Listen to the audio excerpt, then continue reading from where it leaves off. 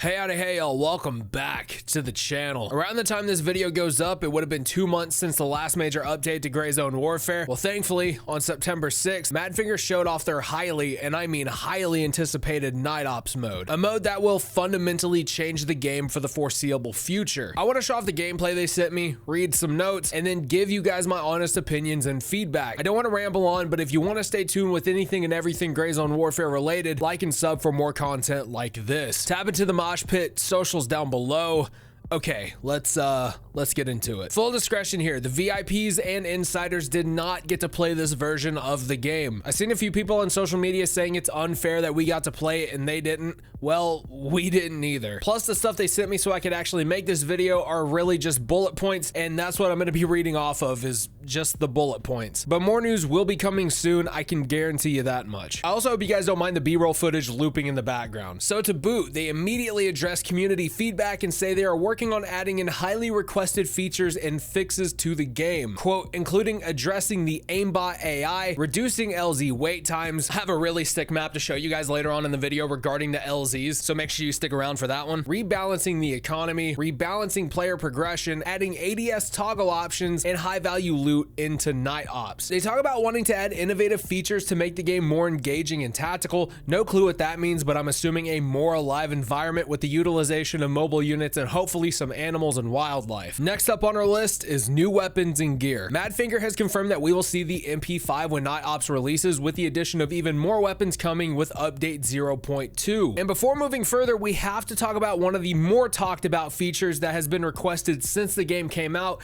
and that's wipes. Madfinger has essentially confirmed that since better and higher tier loot is coming into the game, matched with restructuring player progression, of course, we will start seeing wipes happen within Gray Zone Warfare. I know you guys are probably thinking, well, Red, it's been 2 months since we last heard anything from these guys, and that's all they have to give us is just some goddamn bullet points. Hold up, bro, let them cook. Just let them cook for a little bit. So what I'm about to read off next is the more smaller but substantial parts of this update. I'm talking about MVGs, working tracer rounds, flashlights, tac lasers, new POIs, all that shit. Of course, since this is the Night Ops gameplay, MVGs are the most notable component in all of this, and something that these guys have sank so much time and research into crafting. I remember these guys posting photos and mentioning in their Discord and social media pages that they used a wide array of MVG variants so they can make them as realistic as possible in the game. So thank you for that. The new POIs are definitely going to be a nice touch. They'll add more variety into the environment, which is a direct response to what some people say about the game kind of being tedious after a while to look at. And the new weapons are always going to be a huge plus. So this is the part of the video where I give you guys my opinion. And I actually want to kick this off by talking about the gameplay that has been looping non-stop since the beginning of this video. I'm not gonna lie,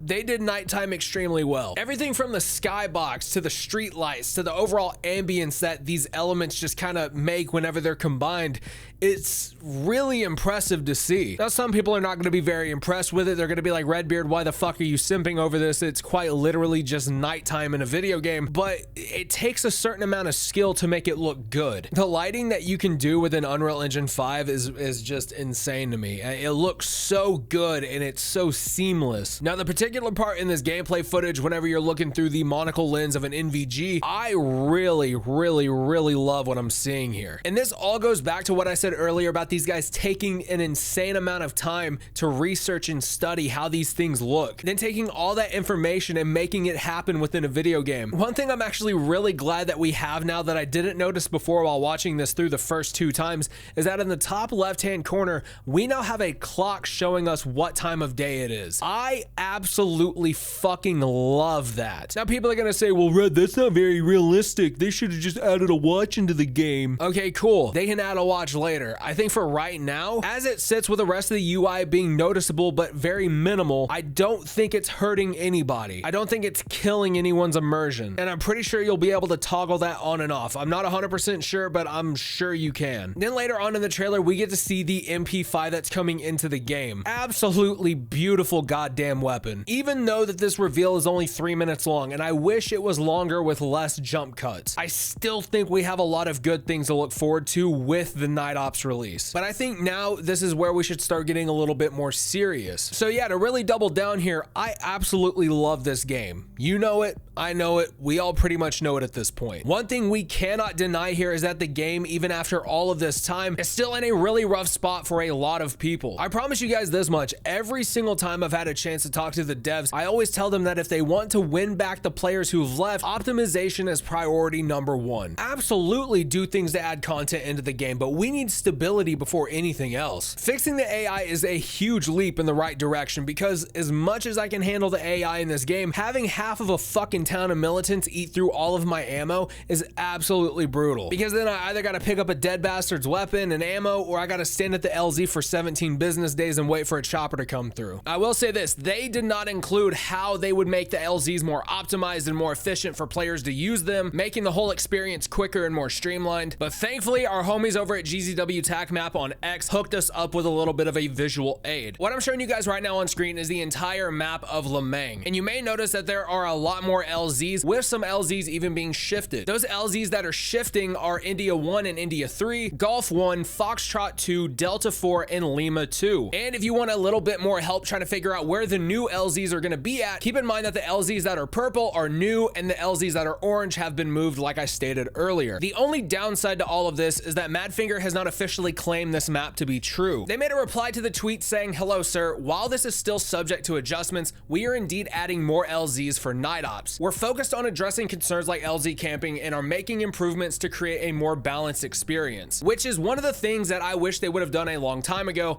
but I can't expect them to just solve every problem overnight. And a lot of this has to deal with the fact that I think they released the game way too quick, but that's a conversation for another day. Oh, and I almost forgot to mention that we'll be able to toggle noise suppression on certain headphones so the chopper isn't giving you non-service connected tinnitus. Forgot that. I don't know how I missed that, but you know, it is what it is. The million-dollar question that the developers over at Madfinger have been asking themselves is this: will this update start bringing players back? And in my personal opinion, you would be extremely narrow-minded to think it won't. Now, how many people it's going to bring back, that is complete speculation. You can guess anywhere between 1,000, 10,000. It may even be at its all-time peak. I highly doubt it, but still, there's going to be players who come back who want to experience the game again because of all these changes and stuff coming into Gray Zone Warfare. And you have to keep in mind, this is one of the biggest content slash game updates we're gonna get for a while. I would consider this more of a new building block to build from, but the people who are coming back will be even more skeptical and harsh. One of the many things I would love to see from the GZW camp is more consistent public dev updates and game progression clips. Hell, even monthly Q&As. At one point we were getting them pretty consistently, but I feel like things haven't been as active. I know these guys have been horrifically busy going to different game conventions and stuff like that, and it could also be a huge possibility that I'm extremely blind and also kind of low IQ, but that's neither here or there. One thing I would love to see moving forward with Gray Zone with this Night Ops update is more creator events. These events have been successful within the community and we need more of those. These events have been extremely successful within the community, and if you want to start building up trust again, we need more of those to happen. And I'm talking events for high tier loot, weapons, creator based items, stuff that you guys have done in the past. We need to expand off of that and make it bigger and better. Overall, at the end of the day, guys, the fight is nowhere near close to being over. The uphill battle is still being fought uphill, but this update is going to change how that battle is being fought, or I think it will. But I don't know. Let me know what you guys think down below. And while you're at it, go ahead and hit that like button, that sub button, and smash that notification bell for more content like this. And as always, my name is Redbeard Mortis. Speak loud, speak the truth, and I will see you in the next one.